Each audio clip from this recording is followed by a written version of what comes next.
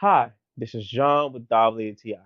And since I moved to a different apartment, having the drainers and all the pipelines as clean as possible and working as clean as possible, it's all because of this product. This is the Drano Liquid Drain Cleaner.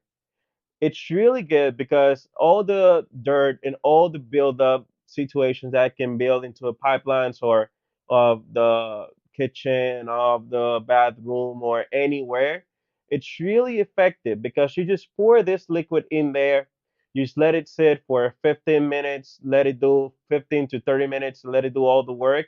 And after that, you just flush it with hot water like I did, and all the pipelines were as new. We're not smelling any weird smell or any doing, or we're not doing any weird smell. And all the functions of the pipelines were just working really nice. I did this with my bathroom. I did this with the drainer in my kitchen, and it's just working everything as nice as you can imagine. So this was John with WTI, and that was my point of view.